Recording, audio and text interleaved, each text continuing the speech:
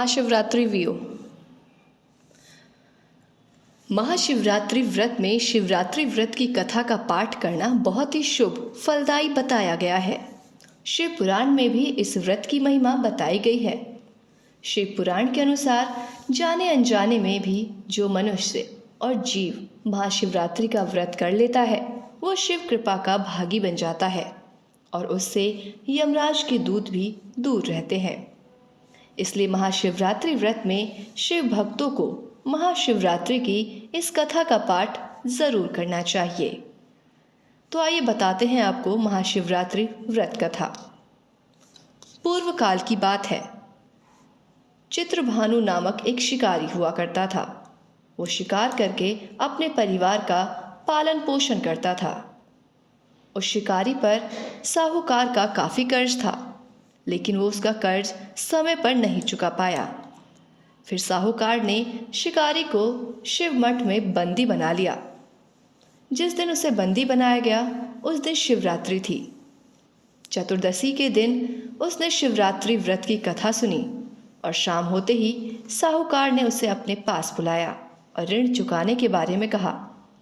उसके बाद वो फिर शिकार की खोज में निकला।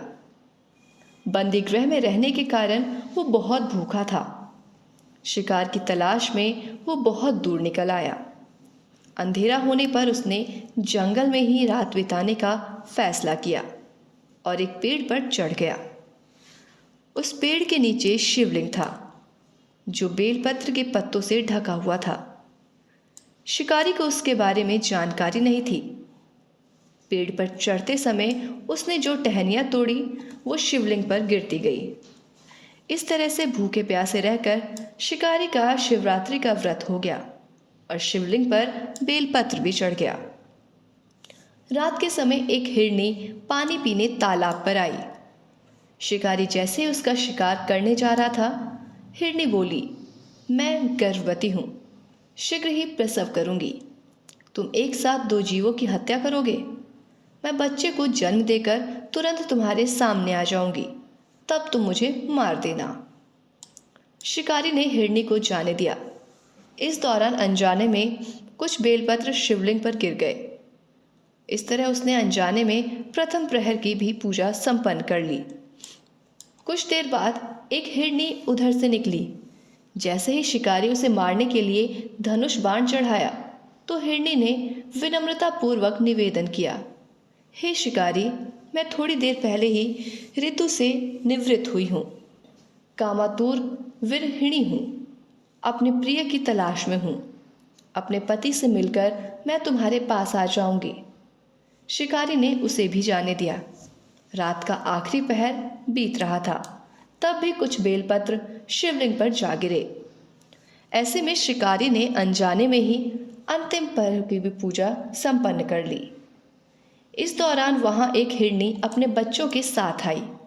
उसने भी शिकारी से निवेदन किया और शिकारी ने उसे भी जाने दिया। इसके बाद शिकारी के सामने एक हिरण आया। शिकारी ने सोचा, अब तो मैं इसे यहाँ से नहीं जाने दूंगा, इसका शिकार करूंगा।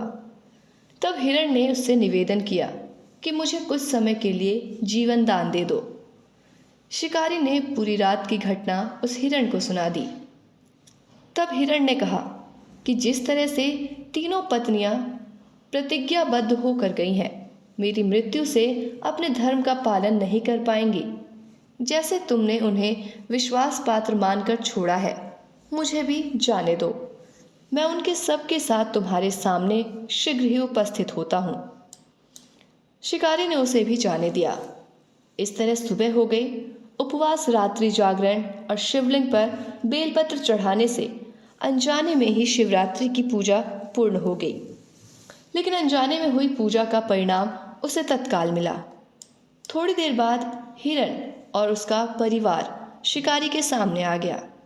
उन सभी को देखकर शिकारी को बहुत ग्लानि हुई और उसने पूरे परिवार को जीवन दान दे दिया। अनजाने में शिवरात्रि व्रत का पालन करने पर भी शिकारी को मोक्ष की प्राप्ति हुई।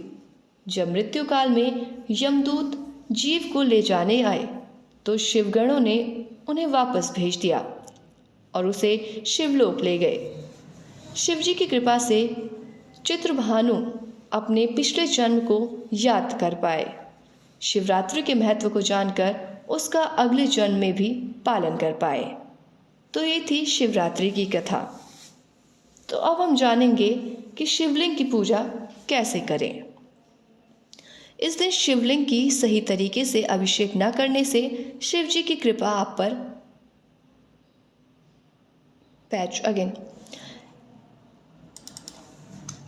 इस दिन शिवलिंग की सही तरीके से अभिषेक करने से शिव जी की कृपा आप पर बनी रहती है। आप इस दिन अभिषेक सामग्री में दूध को ज़रूर शामिल करें। दूध से अभिषेक करना बहुत अच्छा माना जाता है। वहीं आप शिव जी को प्रसन्न करने के लिए शहद भी चढ़ाएं। मान्यता है ऐसा करने से आपके रुके हुए काम पूरे हो सकते हैं। जल से शिवलिंग का अभिषेक करने से नकारात्मक चीज़ें दूर हो जाती हैं। इससे आपको भगवान का आशीर्वाद प्राप्त होता है। तो वहीं जल का अभिषेक करने से स्वभाव में शालीनता भी आती है। तो ये सभी चीज़ें करने से शिवरात्रि के व्रत में आपको काफ़ी सहायता मिलेगी और साथ ही शिवरात्रि का जो फल है वो भी आपको मिलेगा। इसके अलावा घी का अभिषेक करने से संतान की इच्छा पूर्ति होती है। साथ ही घी का अभिषेक करने से मानसिक परेशानियां भी दूर हो जाती हैं।